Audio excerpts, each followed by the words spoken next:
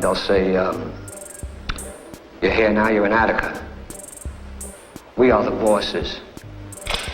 You do what we tell you. When we tell you to walk, you walk. When we tell you to eat, you eat. When we tell you to sleep, you sleep. When we tell you not to talk, we don't talk. They don't look at us like human beings. Meanwhile, they are the ones that are the animals. And it functions you in a capacity as more or less like a vegetable, because you're not able to think anymore, because you're told what to do and when to do and how often to do it, right? I don't think that any sane person can tolerate it. I don't care who you are. You're looking for humane treatment. That's all. Humane treatment. We are given a bath once a week, very briefly, once a week. You see, these things, you're taking away the bare necessities, things that a man needs to feel like he's a human being. These are taken away. You don't have them. I don't know. I try not to be bitter, you see. Dealing with these people, trying to be bitter. But I don't know, everything they do is designed to destroy you, dehumanize you, make you a complete nothing. So when God come in here and he tell me to do something, now I'll do it. But now, at the same time, if I feel that he's wrong and I'm right, there's nothing that they can do to me, and this includes patting that last shovel of dirt in my face. They did everything but that, you understand? That's gonna change my mind. And this is what I think the attitude of most inmates in there. For some time, we've all been concerned about this trouble that was brewing in the prison. You could feel in the air. Anybody that works in a prison or institution could feel things like that in the air. You know something is brewing. We're all apprehensive, but you can't tell when it's going to happen. Every night we expected it. I don't think nobody would intentionally try to provoke an incident, because they realize that they don't have a chance. But at the same time, like, you just can't keep presenting that garbage and expect somebody to take it.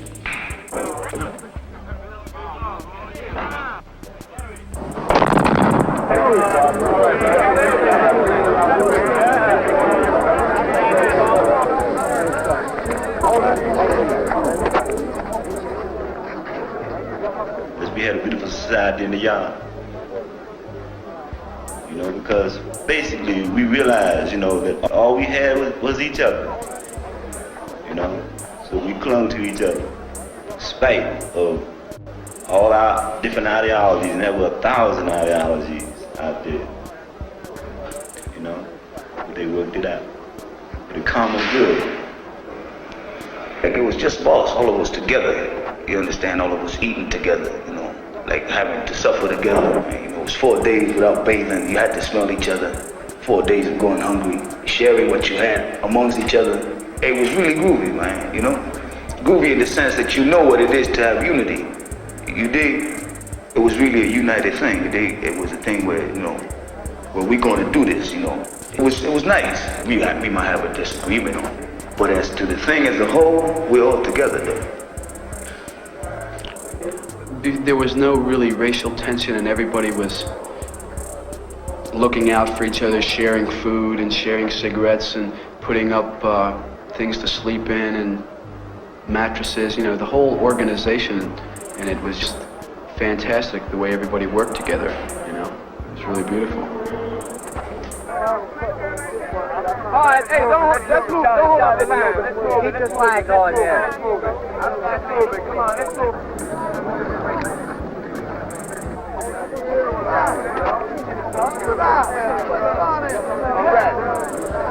Right on. Down! What we did, bro? Hey.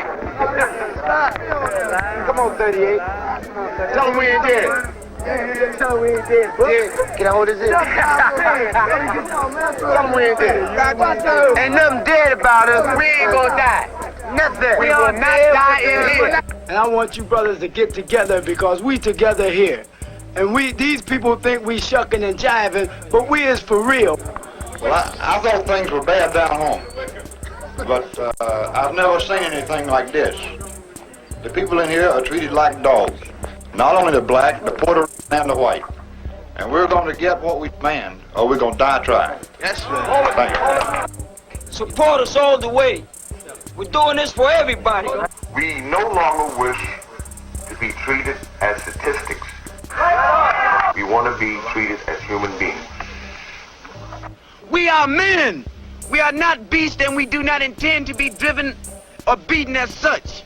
The entire prison populace has set forth to change forever the ruthless brutalization and disregard for the lives of the prisoners here and throughout the United States.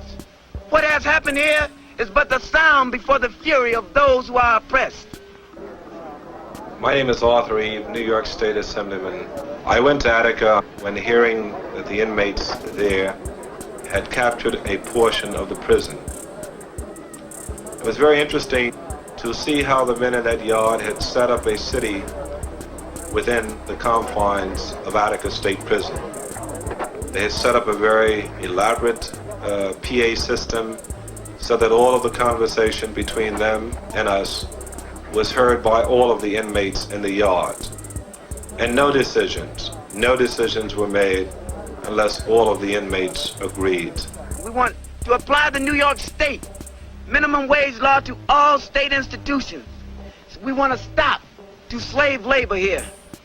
We want to allow all New York State prisoners to be politically active without intimidation or reprisals. We want true religious sanctity. We want to do our own thing in this place. Number 4, in all censorship of newspapers, magazines, letters, and other publications coming from the publisher. 5, allow all inmates at their own expense to communicate with anyone they please. They were asking for better educational program, better training program, drug treatment program, library. They were asking for better food, better medical care. They were asking for more than 25 cents a day in salary. Well, now I was in there early. I was one of the pool reporters who went in there. And some of the demands that they made were getting out of the country, etc. How would you characterize these? Are these realistic demands? They have a list of what they call practical demands, which are 15 demands. Just about every one of them have to do with the improvement of prison conditions. This is not a riot of prisoners who are seeking to escape. It is a riot of prisoners who are eminently practical and who are spelling out conditions which they feel should be improved. And many of those conditions are requirements which are now in the existing law. The incident did not happen because, the inmates were trying to stage dramatics. The incidents arose because of some, legitimate, shall we say, grievance that they had. And I think that how much headway, that comes of that will be just how, honest and frank, the authorities can face up to the situation they have.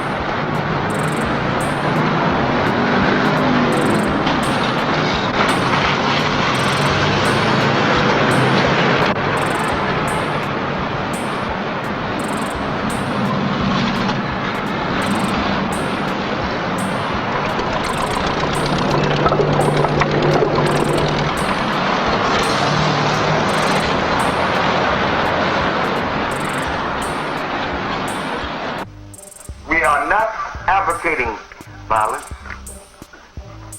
We are advocating communication and understanding.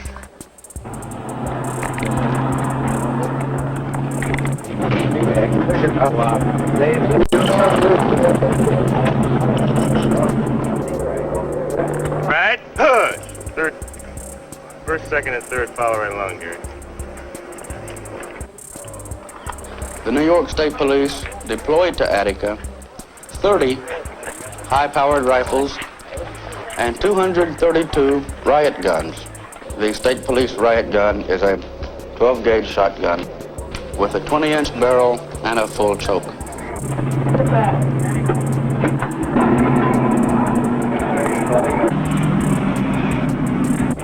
There were also members of the State Park Police present, as well as members from 11 sheriff's departments. There were also weapons from the arsenals of the Attica Prison itself and weapons brought from Auburn by corrections officers who came from Auburn. These weapons included 22 high-powered Winchester rifles, at least a dozen .32 caliber pistols, and 2 weapons that are capable of automatic fire, the Colt model AR-15 and the Thompson submachine gun.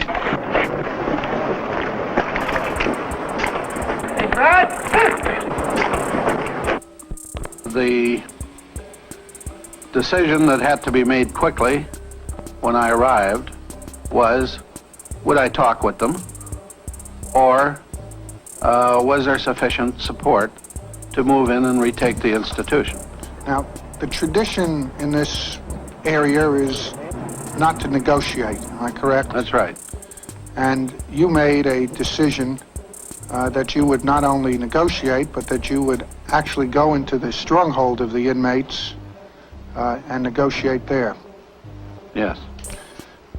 I got a feeling that there might very well be enough people in that yard who would believe in me that we might be able to do some meaningful negotiating.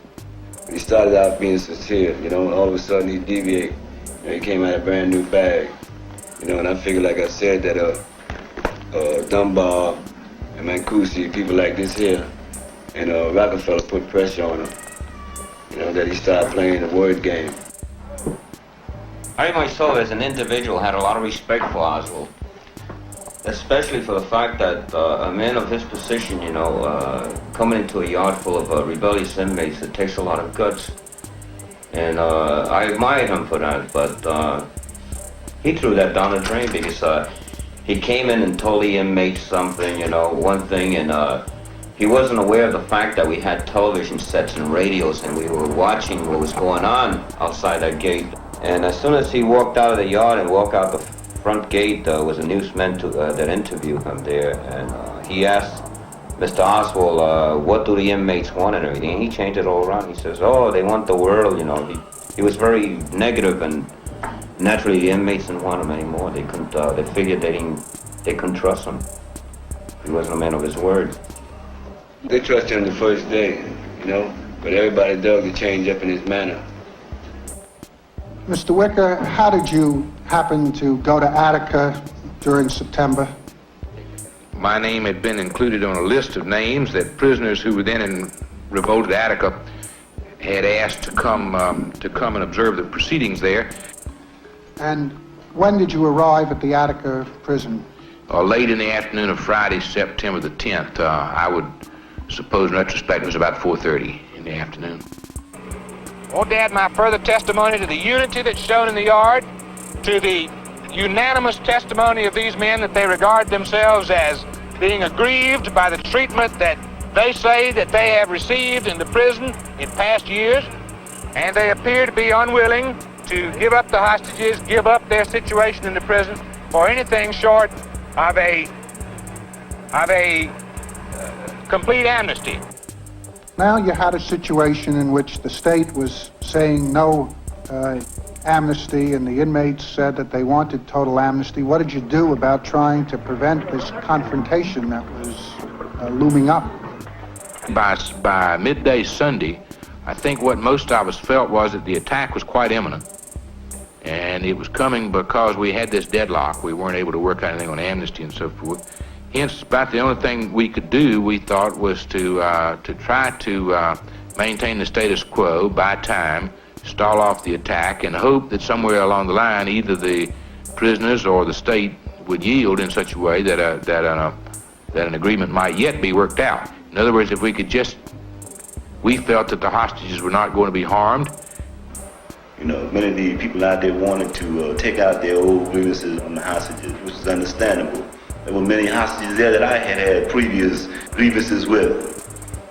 But these things became obsolete in my mind at that stage because something much higher, was at stake. The hostages are, by their own testimony, are sleeping on mattresses. The prisoners, in most cases, are on the ground. Hostages are getting what food there is. Hostages are getting medical care treatment.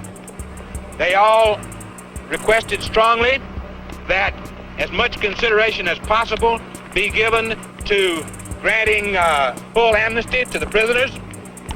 Treated all right? Yes, I have so far. Been treated very good. No complaints, but no problems so far? So far, been treated very good. The inmates here, the human beings here, have gone out of their way to see that we get what medical attention they can provide for us. They've seen that the serious injuries have been taken care of in the hospital. They've taken care of our food needs, and they've gone to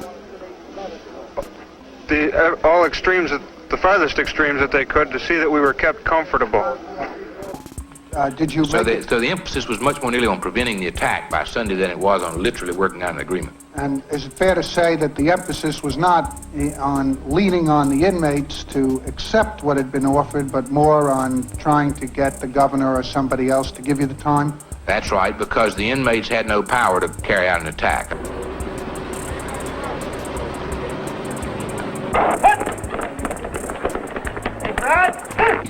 You did make a telephone call to the governor that day, am I correct? Yes.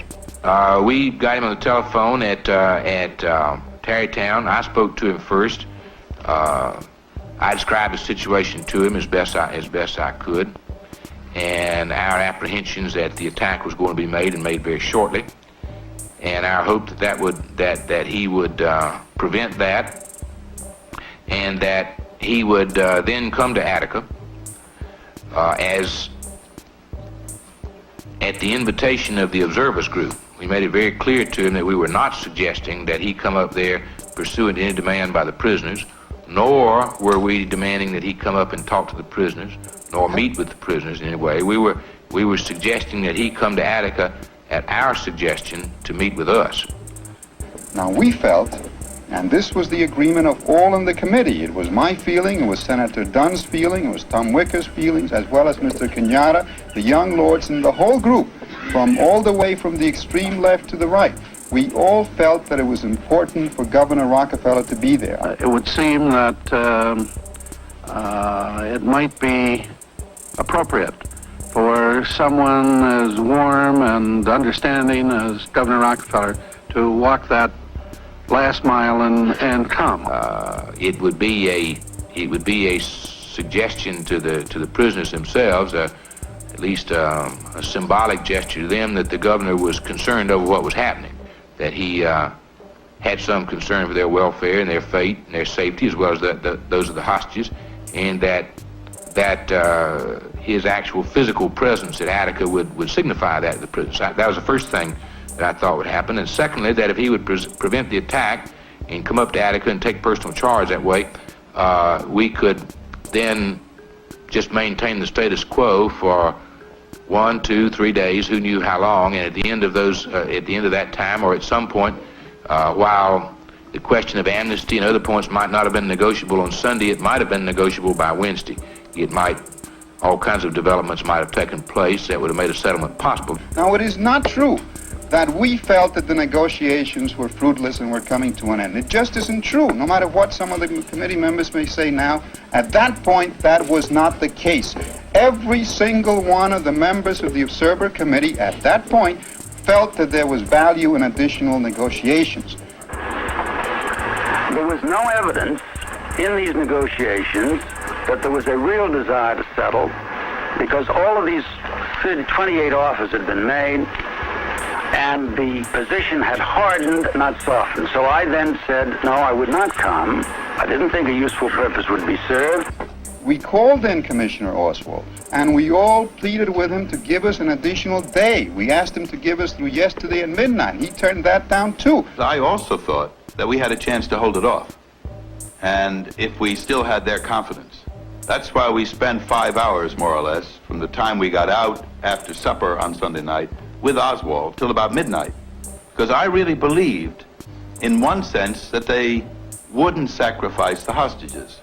I just hope that the commissioner and the other people in the committee that they've gathered together can come up with a solution to solve these people's problems and ours.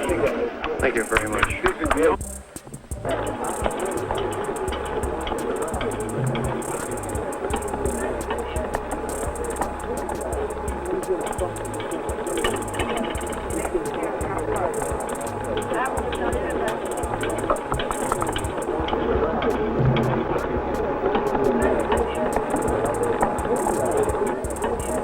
I had, of course, asked to get out on television and perhaps talk. So I talked about the good treatment that we had got and the medical help and the care, and then, of course, we hadn't been harmed up until then.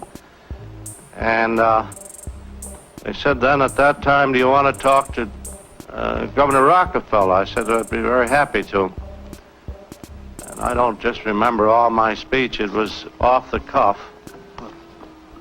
What you said was, Governor, we are here in the yard with quite a group of people, and everything that you can do, I am highly in support of. We lived for 4 days under the same conditions they are living in, and we are 38 men who understand exactly what they are trying to get for themselves.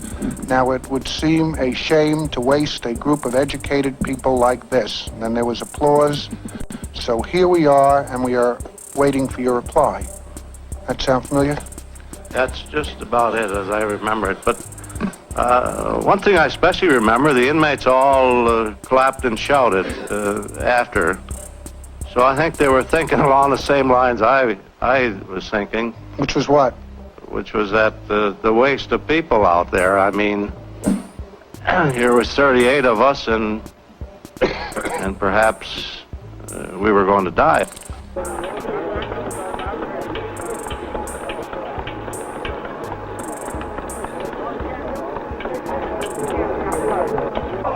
Sergeant Cunningham, now would you give us a message for Governor Nelson Rockefeller?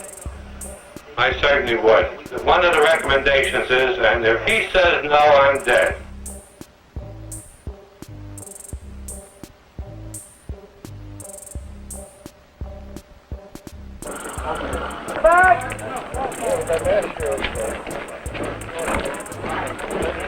Inhale. Halt. Well, hey.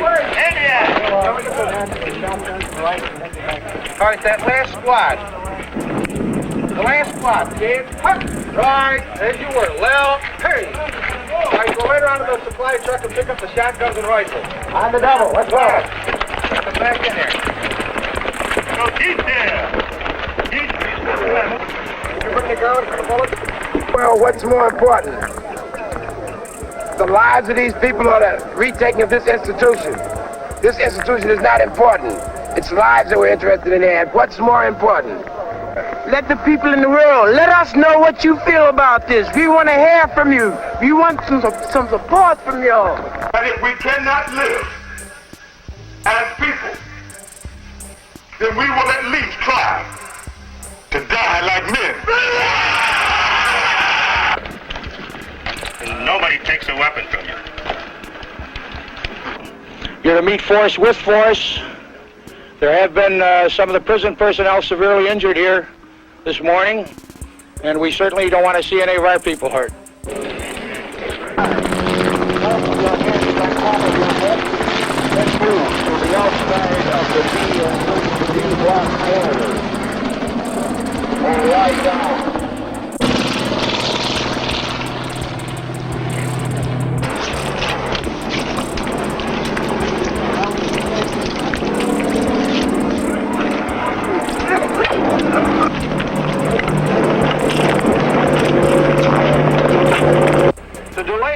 any longer would not only jeopardize innocent lives, but would threaten the security of the entire correctional system of this state.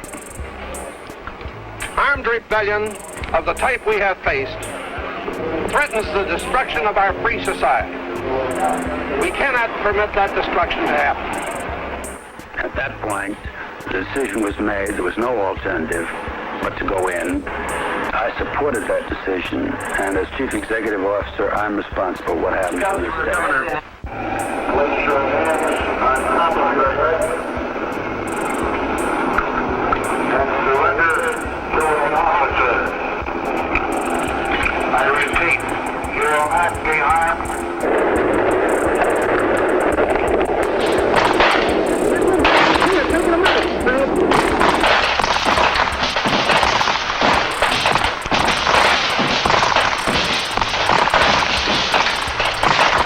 And you could smell the blood and hear all the people screaming, and like at first they thought that they were shooting rubber bullets, and all these people started getting up and you'd see them getting blown apart.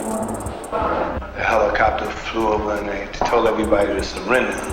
Guys put their hands on their heads, and when they said it's the second time, they just opened up shooting. I got my leg shot off. The state trooper walks over to me and says, "You won't rebel no more, will you, nigga?" And hit me in the leg with the gun butt, the one that was shot on. So the guy says, "Well, let's kill him." So the other guy says, "No, we're not gonna kill him. He's gonna bleed to death." The guys that got their shot in the head, some guys got their head, pieces of their head shot off in the chest, you know. On the whole, man, this guy just laying all over, man. It was like a battlefield. Guys were just laying all over, man. They were like, they were shot all up, man, you know.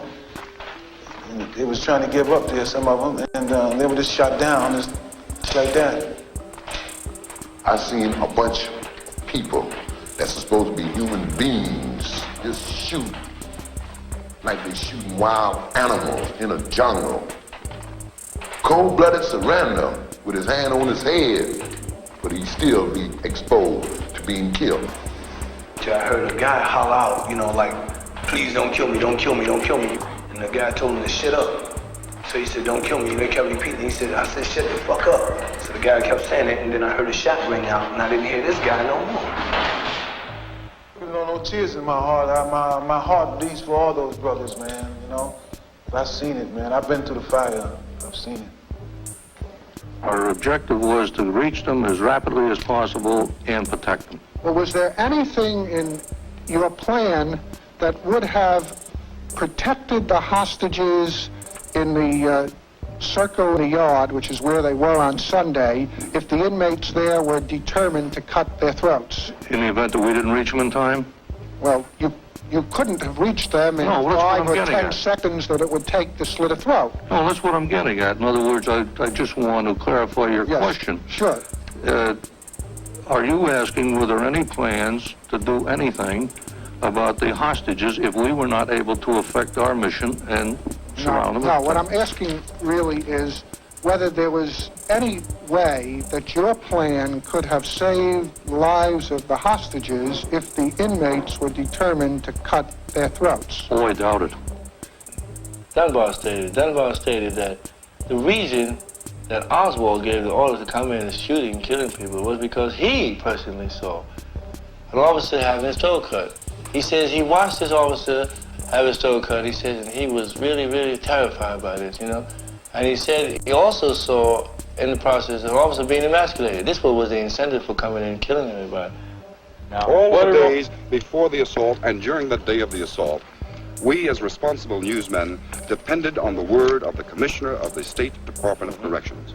He came out here repeatedly at the height of the most dramatic moment that has ever happened in the state of New York, and repeatedly gave us what we were led to understand was factual information, information we now question, front to back. We ask him to give us the courtesy of responding to those questions. Give us some answers. Short of that, he's frightened and scared. What information did he give you that was inaccurate? He told us about people slashing throats. And I want to especially criticize the news media, which accepted as true, without any reservation, without using the word alleged, the statements of the prison authorities and the governor that the men, the hostages, had had their throat cuts, that one had been emasculated, and that two had been killed long before the onslaught by the state troopers. You did everyone a disservice in accepting that fact. You did everyone a disservice and might have caused additional tragedy in reporting as fact what now has proved to be lies. And I think in the future, you should judge your own consciences in how you report statements of public officials without any opportunity of the outside world to verify them. The press was eager to get out a story. More eager to get out a story than to investigate the story they were getting out. They wanted to think, well, we'll get the scoop here. We'll get it to the readers quick, but they wasn't concerned with the authenticity of it. What hostage was killed by his throat being cut? Name one. None. All of them was killed by bullets, gun wounds, shotgun, M16s and whatnot. So now after they recognized that they bullets had killed the people, now what they're gonna do? They're gonna dupe the people and tell the people that their throat was cut. That's the reason they told the lies. They had to justify their wrongdoing. But, Seven. You said 7 out of 9 is what you said. The impression, sorry. The impression, we all heard it. argue about it. I think if you go back over your tape, you'll find out I said several. I understand, but the point is there were none. The forensic pathologist who did the examinations reported that the cause of death in each instance was gunshot wound. And even after they found it was wrong, they didn't put in their papers that, okay, we found we were wrong. They didn't do that. They just didn't speak about it at all. Like, okay, so we made it. But however, if it was proven, and it has been proven, that they were wrong, they should have reported an apology. You know, to their readers, they told them a lie, you know? Not only that, I would go one step further. They should put an apology to us. Okay, how can you apologize to a dead man?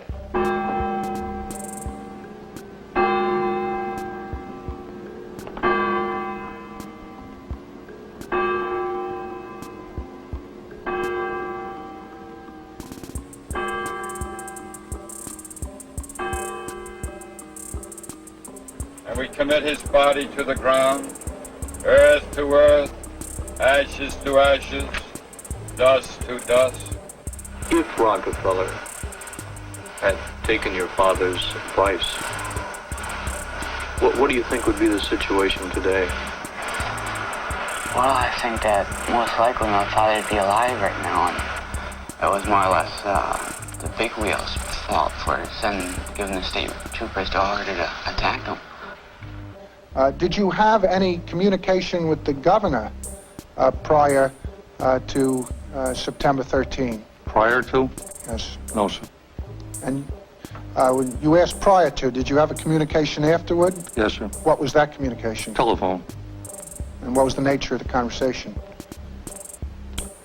He spoke to me. And when he spoke to you and thanked you? Yes, sir.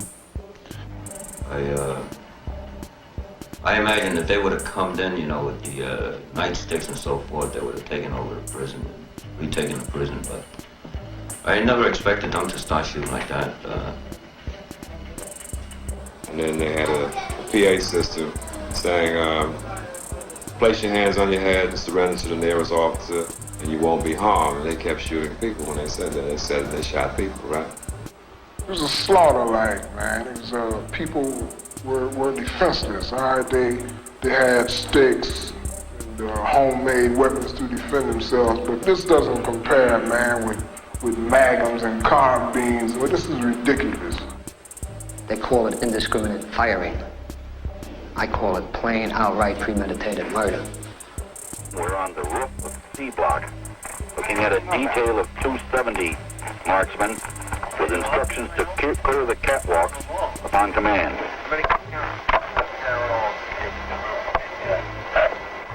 So you can load 6. 6. And the bullet would be thrown forward, which would be arming the weapon, so to speak. One round in the chamber. To fire the weapon, it would be brought up, sighted through, squeeze off around.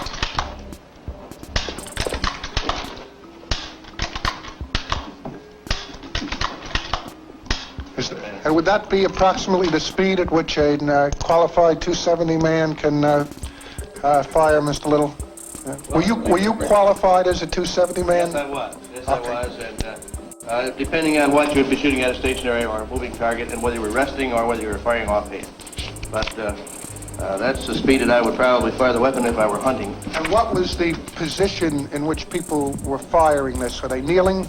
Yes, they were kneeling over a parapet in this fashion, looking down into the yard. I was laying perfectly still, more or less like playing possum, and these bullet slugs kept exploding right near my head, but I didn't dare move. And I noticed every time one would hit the ground in front of me with mushrooms, so I knew they were shooting these hollow nose bullets. I didn't know at the time what caliber or anything, but I know it was what people most, what's popularly known as dum-dums. Well, I was hitting my left side with what they call dum-dums, you know. Till I passed out in the cell, you know, from loss of blood, internal bleeding. And they took all kind of x-rays and said they couldn't remove the bullet, you know. It was too close to vital spots and, you know, due to the type of bullet, I guess, you know. You know, I'm constantly in pain. I guess I have to live in the rest of my life, you know, that's what they're telling me, you know. As you can see, the projectile, as it leaves the weapon upon impact, begins to, and it is designed to expand inside the body of the game animal, the target animal. Pursuant to the Geneva Conferences and respective of the sentiments expressed therein, to prevent, insofar as is possible in war, unnecessary human suffering, United States military personnel are prohibited from use of this kind of ammunition in combat. And after we were taking the A block there, we were there for our guys, we were required to run the gauntlet, you know. They got officers on both sides, you know. And we were required to run that where they had the belts and the buckles and everything out there was like whamming them, you know. A lot of guys got broken limbs on account of that. I saw lines of uniformed correction officers on either side of the corridor, swinging their clubs and striking the males who were running through there. So I was in charge of the litter team. So I just picked the first door as we got into the reception center. And as I walked in, I got the door a quarter of a way or halfway open, and I saw correction officers bending over, beating on somebody that was on the floor. And they told me to shut the door, that I wasn't allowed into that room. Did you receive any reports that day of any acts of mistreatment of inmates? No, sir, I did not. But basically, they were in the position of having surrendered, hands on head, were coming down and were very forcefully being forced down the steps, were forced to lie down and low crawl across there. Apparently, the method employed to get them to lie down was to hit them with a club across the knees, or in several instances, not too disguised attempts to hit them in the genitalia was made. Injury was done to prisoners at that point by the violence with which they were forced to lie on the ground and crawl across. The most frightening part about the whole thing was when they moved everybody into A block yard, and had us on our faces laying down, and I was trying to look up and look around at what they were doing, and a policeman came over and he put the shotgun barrel right against my head and told me to bury my nose in the mud. And he kept the gun barrel against my head for about a good 5 minutes, just stood right there with the gun barrel pressed into my skull, you know. I was crying then because I was really afraid that they were going to the dude was going to pull the trigger, because I'd seen him shoot a couple other people. There had accumulated a group of persons just at the door leading from D to A. These were people who had not been there previously. They were ones who had bullet wounds, or in one instance, a fractured leg. This man, I saw get his fractured leg. He was coming down the steps and was hit across his tibial area, which is the forefront of his leg. Who, when you say you saw him hit by what kind of personnel? They were primarily the prison guards themselves. Were they calling them names, or yes, what were they saying? I hesitate to use such language in a... Well, I think we've had this language here, if you can... company. There were racial epithets. The classic Anglo-Saxonism of F-U-C-K was used in multiple times. The basic tenor of the thing was, you sons of bitches had your week last week, this week is going to be our week. I would comment on it as a professional. Under a situation like that, it was most appropriate to have them on the ground and crawling along.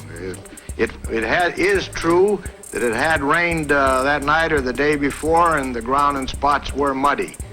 That's the situation at the time. To strip them, to assure that there was no weapons on their persons is appropriate, or in their clothing, or that they had no injuries on their body is appropriate too. And I would say a routine and standard practice in terms of situation like this.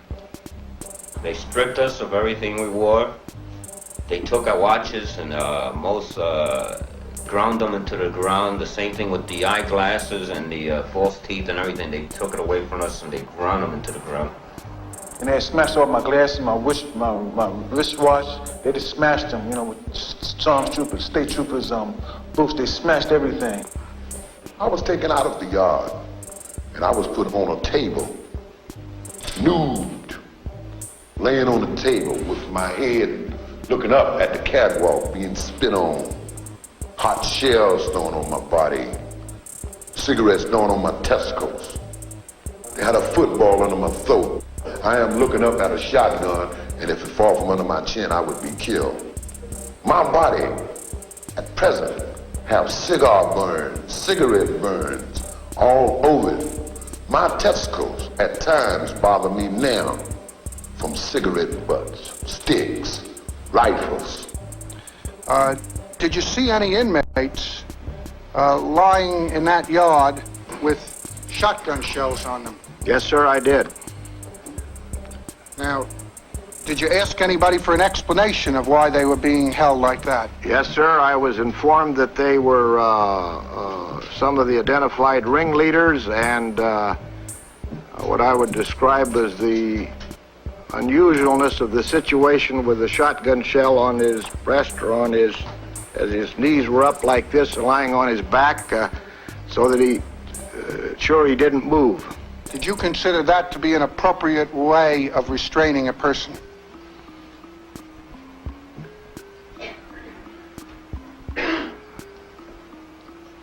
The alternative, I suppose, would have been to handcuff them. I don't know that they had them there. It's an unusual way. I believe a lot of inmates were killed after the takeover proper. There was a lot of sporadic shooting late to the night afterwards. And a lot of inmates will pull out of their cells at night, late at night, and well, draw your own conclusions. They come around later looking for guys, you know. He said, "Oh, you Frank Locke, come on out," you know. He said, "We got our orders to remove you." I said, "Remove me where, man?" You know, he said, "No, man, come on." So he's with other two state troopers walking with the gun like that. So then they took me to the D block over there where the ditches had been dug by some of the inmates. They took me over by the ditches. And they asked me, was I going to beg for my life? You understand? So I refused to say something, say anything, because I resigned and they was going to shoot me. Here's a guy here with a gun like this, a .38 stub nose like this, and another guy with a rifle and all this shit. And I thought they was going to, you know, like kill me, you know. So I didn't say anything. So just a few seconds or so, a guy hauled out through the break-in window, correction officer. I'll never forget his face as long as I live. He told him to bring him back. You know, he's not the one bringing him. So they brought me back, you understand? Cold-blooded, premeditated murder. This is not a farce. I am telling you what I seen with my own eyes. I speak of my dead brother, L.D. Barkley. I know for a fact that he was premeditatedly murdered. I know this. I saw 4 men on the ground, fully clothed, with their heads to the ground. And I told Bobby Garcia, there's L.D. Barkley, the young man from Rochester. And I asked whether or not they were dead, and he said no, they were alive. And I, to the best of my ability, and I've stated this in federal court, recognized one of them as being L.D. Barkley. brother LD, I know they murdered him because I seen him when they had us in the A block area searching us, you know. I seen him and I testified to that effect too. And the thing about it, after I had testified and I came down to see my attorney right after that on the other side down the hall a little bit, the officer wanted me to write Judge Curtin and told him that I made a mistake in my testimony in regard to seeing this fella, this brother LD that they killed. And I immediately told him what to kiss, you know, and things like that. And I did say in my notes, and I want to repeat it here, sir, because it is my firm belief, from my knowledge of the plan and what I could observe of it, there was excellent self-discipline, excellent self-control, excellent response to commands, to my knowledge, and while we were all concerned about the number of casualties that would occur, and while there were some, if you look at it as I do and try to report it to you, that only, and I believe 24 initially died, I'm going by memory now, and 39. Initially, sir, there were some that wounded that died later is the point I'm trying to make, but that's maybe beside the point. I don't know whether you draw a distinction between whether the wound is so mortal that you die that moment, or whether you die within 24 hours or 48 hours. But in view of the situation, I'm only trying to say the number of casualties reflect to me quite honestly that there was this excellent self-discipline and self-control and good plan.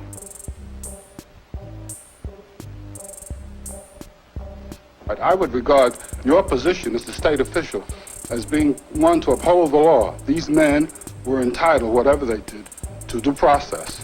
And I would think that it is to me inappropriate for you to come before us and seek to justify that in the way you have.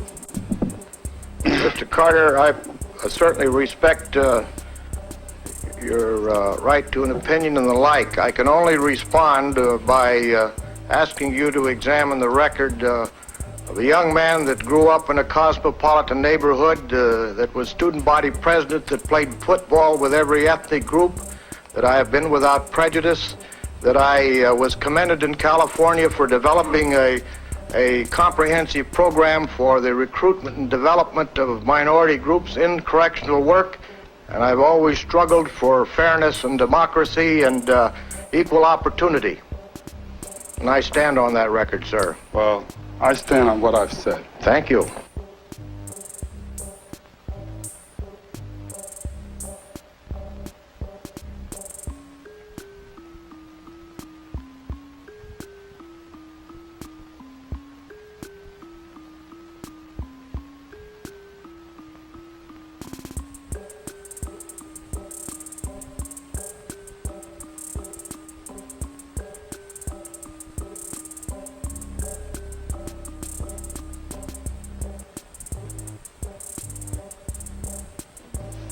The only way that they think it's possible to satisfy the people is come with a mass of indictments.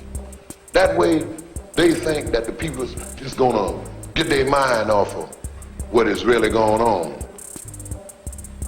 The state has poured in hundreds of thousands of dollars. In fact, Governor Rockefeller decided to divert all of the resources of the newly created organized crime task force. This was a special section of the Attorney General's office that had been just set up in 1971, supposedly to finally in a comprehensive way attack organized crime in New York State. Instead, because of Governor Rockefeller's need to vindicate what he did at Attica, he diverted that entire task force under Mr. Fisher to investigate the Attica situation.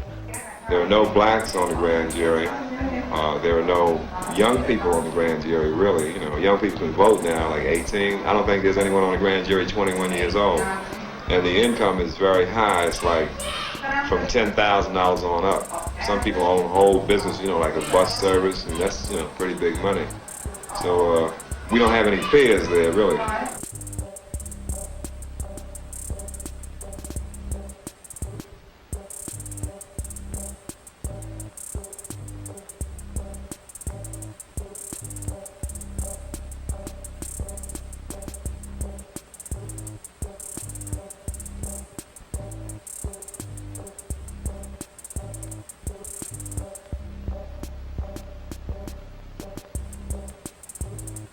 all inmates thus far that has been indicted. And it was them that murdered 40, people in that yard, even their own employees. They came in and they showed who the criminals were. We got brothers going in the courtroom with legs off, with arms off, and got bullets all in them. What did we do? We only stood up and asked to be treated as a man. They had to bring indictment. They murdered us there. And they had to have some reason to tell the world why they murdered us. Now, the conditions that were in Attica, they created. We didn't create the conditions, you see. We came there and we were caught up in them. And we spoke against them. And so because of that, they have these indictments against us. On the Attica Correctional Facilities, this is I was just handed up by one of our counsel, a report that we received there that indicates that 89% had adult criminal records, which indicates that the system did nothing for them. That whatever happened during the process of their incarceration, they came out into the street and went right back in. The penitentiary, it affects everybody, because if the penitentiary is used to reform, right? A person goes to jail. If he's not reformed, he's gonna rip you off, man. Assuming that I am an animal, right, when I go in.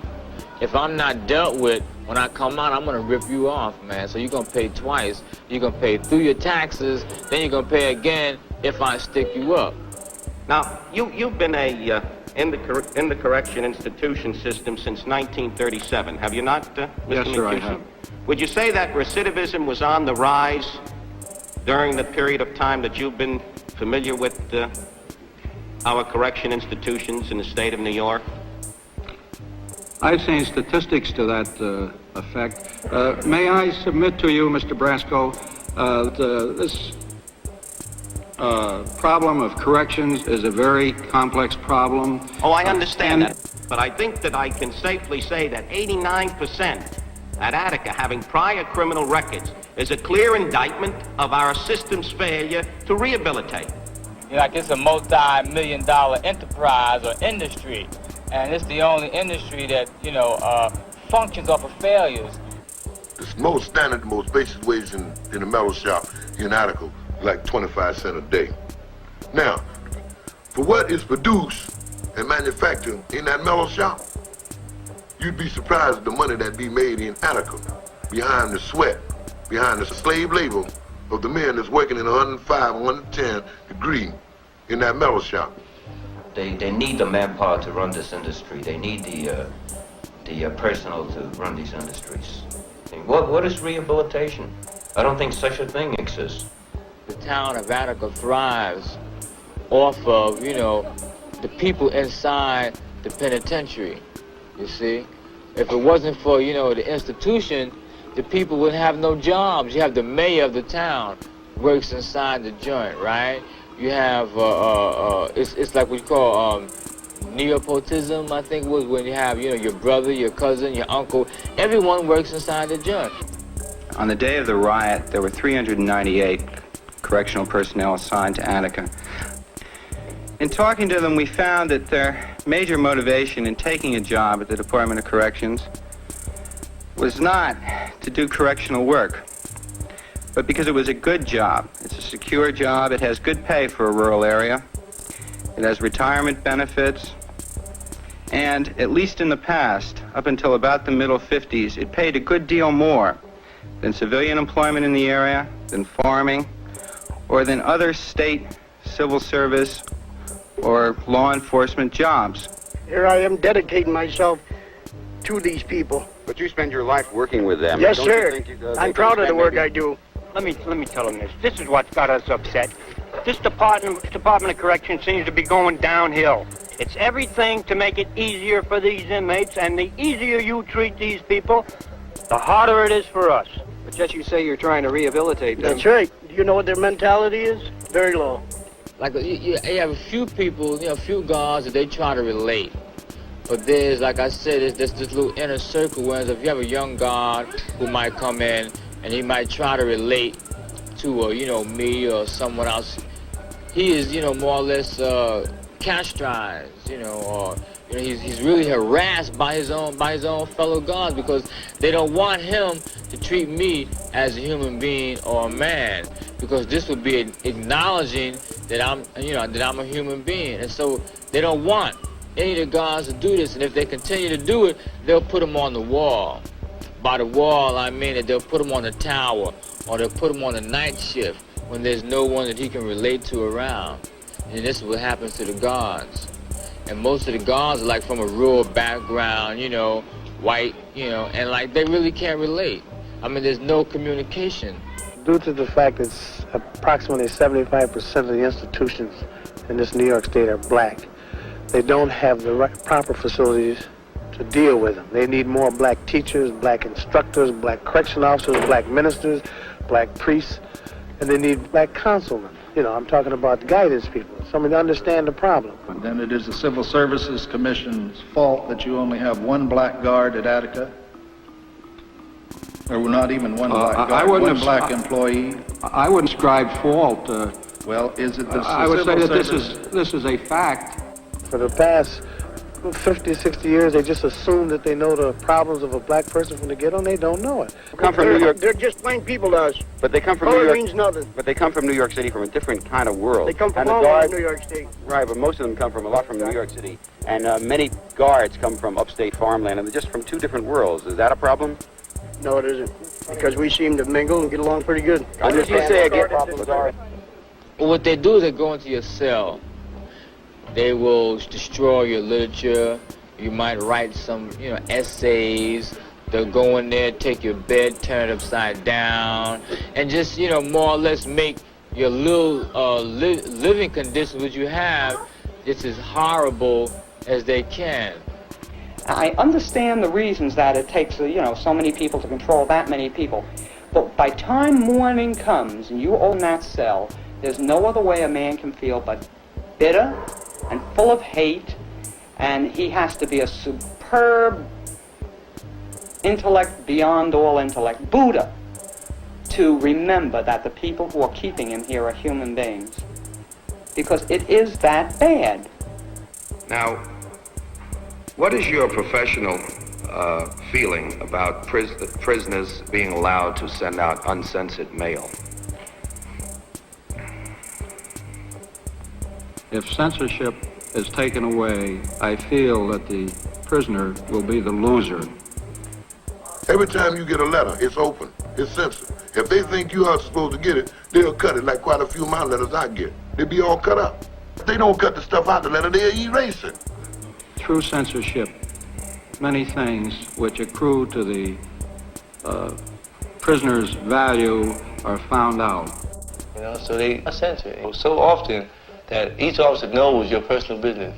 You know, officer, you're gonna be in the yard tomorrow, you might have words with him. All right, so you don't get no mail for 3 or 4 days because he's angry. How can he get back at you? Easily to hold your mail back. I don't think that anyone who has never been near a jail, I mean, the average person, will believe what a jail is. There is no way on earth you can really convince the average, especially middle-class person, as to what a jail is like. It's a lot worse than anybody thinks it is. You see, when a man serves you your food, he takes your food and gives it to you like you're serving an animal. How do you feel? How would you feel? There's no way in the world that I could possibly describe to you exactly what his food is like. No more than tell you it's not even fit for a dog to eat. The main diet is starch, potatoes and bread. The soup is basically hot water. If they say chicken soup, you won't find a piece of chicken in there. Well, only thing you find in the soup, they say bean soup, you'll definitely find some beans. Otherwise, you don't find anything. The soup is just hot water. What was the per capita cost? 62 cents a day at that time. I'm told that that was a figure that produced a diet below the level of the welfare department. Did you consider it to be adequate?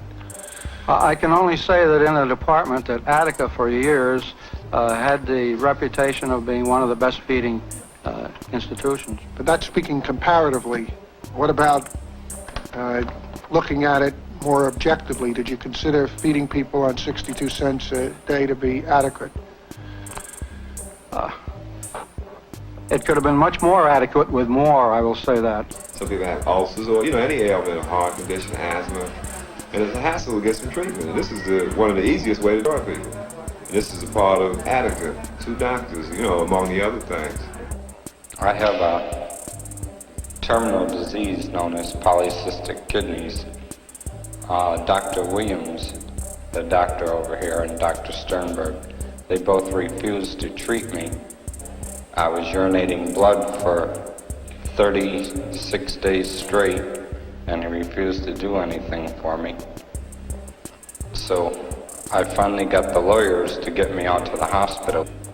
The hospital has asked the institution to commit me to the hospital where they can do more testing because my right kidney has stopped operating. I'm working only on 7% of my left kidney. And they want to take the right kidney out, and they refuse to let me go. It's very obvious when you go up there and see the conditions and talk to these people that it was the conditions that caused it. And, it was a situation where the people up there, the men up there, had no real choice because they were dying. And, because these demands that they presented, it wasn't the past 2 weeks that they presented it. They presented these demands back in April and then presented them again in July.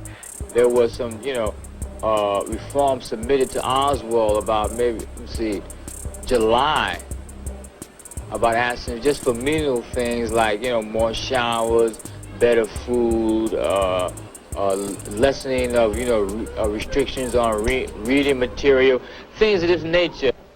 I consider it a request. But whatever it was something that I take it you had studied the manifesto and you had looked into the conditions. And is it fair to say that you felt that many of the grievances expressed there were reasonable? Yes, I did. And in fact, many of them appeared on the so-called 28 demands which you agreed to. Am I correct? And you considered them reasonable, at least when you agreed to them then? Right. There were demands submitted to Rockefeller and Oswald, and they just don't pay it any mind. I guess they throw it in a wastebasket. Was there any attempt made to deal with the basic grievances that they expressed in this manifesto, many of which appeared in the 28 demands and which were at that time, over the bodies of hostages, acknowledged by the commissioner? Well, they were checked out, and anything that could be done at the institutional level to many of those were on the commissioner's level or had to do with parole, over which they had no. Well, they had to do with parole and matters which were either for the legislature or for the correction department, but they also had to do with things such as matters we've discussed, the showers, the soap, as well as diet. Were there any things here that in this manifesto that caused any change or response on the institutional level? Yes, there was, pork was not used to the extent that it was before, and the diet is one of the things. One of the things that brought blacks and whites together in Attica was the memorial for George Jackson, which happened a couple weeks before the rebellion. There was, as we've heard this morning, an institution-wide demonstration in August. Is that correct? That's correct. And that was the commemoration of the death of George Jackson at San Quentin. What was the reaction among inmates you talked to the shooting of George Jackson? Well, inmates had always generally been aware that in the past, institution members could get away with killing inmates, as evidenced by the bodies found down in one of the southern institutions. But nobody ever really expected it to happen, or at least they didn't stop to think about it as being a real possibility until it happened to Jackson. The fact that there was no official investigation into it, that there was a story given out, and that it seemed that the outside world believed it, this made it appear to the inmate at Attica that if they can get away with it there, they can get away with it anywhere. You know, you have people that feel that they're a little better than other people. And that was, you know, no less a factor in Attica. You had guys that worked for the warden that thought they were better than guys that worked in, you know, in the laundry. And guys that worked in the laundry thought they were better than guys that worked in the mess hall. Guys that worked in the mess hall thought they were better than guys that cleaned, you know, mopped and swept the hallways. So it was a thing, you know, it was a class thing.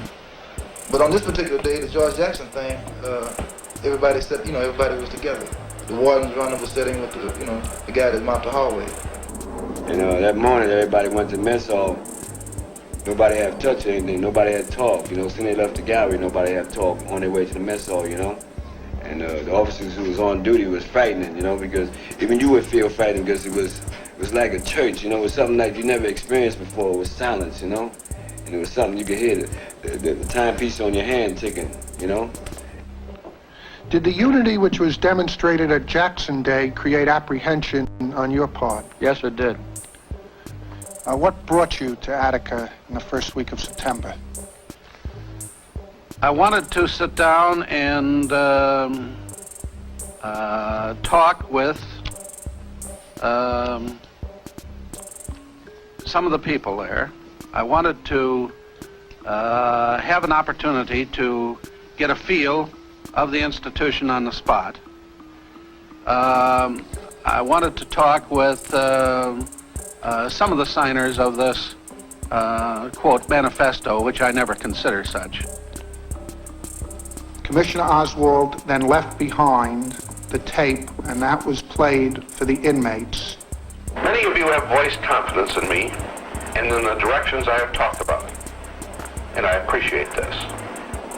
I'm certain you realize that change can't be accomplished overnight, but I can assure you that changes will be made, just as some changes have already taken place in the brief period of 8 months. I was in my cell when he played his tape, you know. We was in the cell, and they played the tape. And like you hear different comments and all this, you know. Guys are saying, "Oh, he's bullshit" and things like this here, you know. Say, that sucker ain't gonna do nothing. This is, you know, they've been doing this here for years, making like they're gonna do something, and actually ain't gonna do nothing, you know. An official could get up there and say, "I'm gonna do this, I'm gonna do that, I'm gonna do this. Better food, no more brutality, better educational system, no more racism." Right? No more callousness. And while he's saying this, through the corner of his mouth and the other side, he's saying, put that guy in a box, kill him, torture him, don't let him out, he's voicing his political views, feed them garbage. I mean, it takes something like, you know, a physical action to bring any type of attention to, you know, the conditions that are inside the institution. The next time that Commissioner Oswald spoke to the inmates of Attica, he was in D-Yard on September 9th. So what's more important? The lives of these people or the retaking of this institution? This institution is not important. It's lives that we're interested in here. What's more important? But if we cannot live as people, then we will at least try to die like men.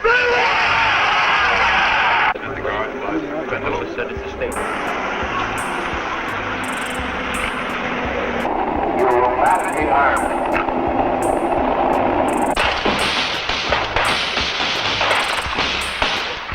I think what happened is definitely the authorities' fault. I really do. I feel that they know their prisons and they know very well not one of them could survive in them. Even after dealing with the problem and knowing what the problem is, and has been exposed, 43 people, there have still been no consideration.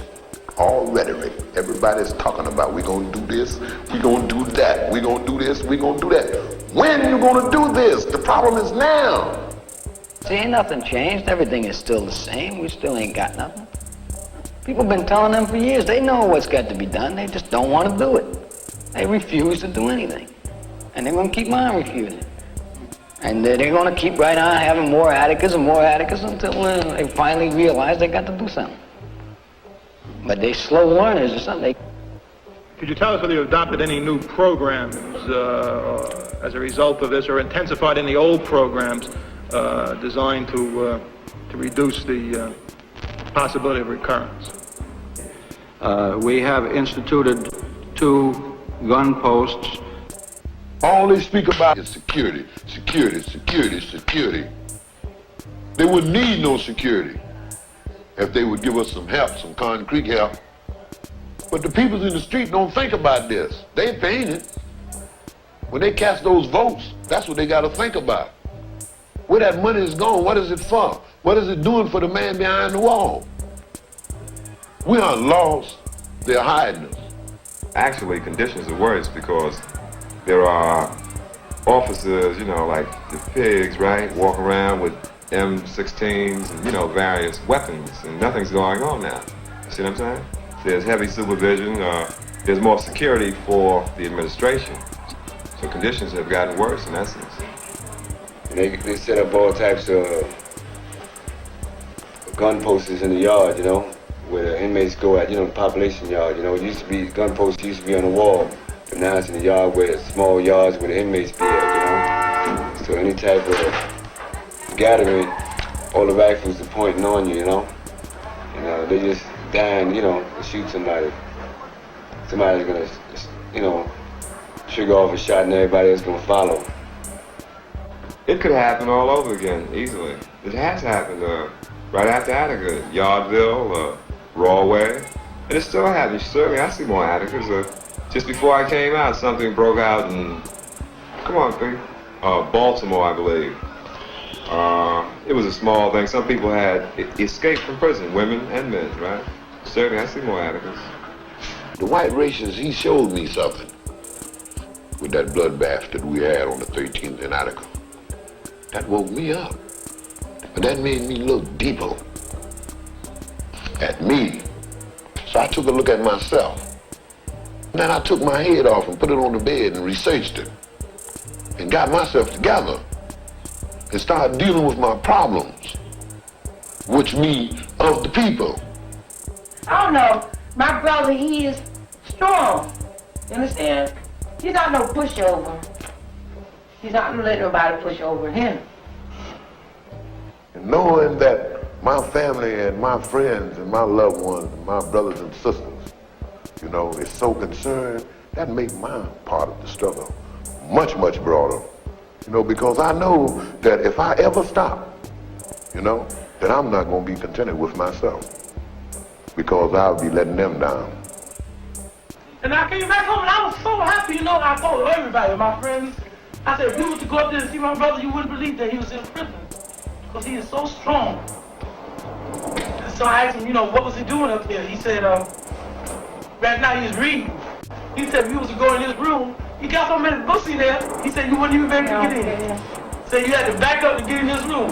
He said if you wanted to know anything, he said ask him, he would tell you. Anything you want to know. He's very strong. And I believe one day, when he do be free, he gonna really make this world become something. Yeah. My life is for the people. For the rest of my life, for the oppressive people. People gotta wake up. See, this is the whole situation. People have been asleep too long. It could be because they're politically unaware of what's going on, or they just never paid any attention to it because they have their own problems. But they gotta wake up because this is really affecting them too, and they don't realize it yet. The only time they realize is when there's an explosion, when something happens. Look what occurred. Look at Dunbar, the assistant commissioner.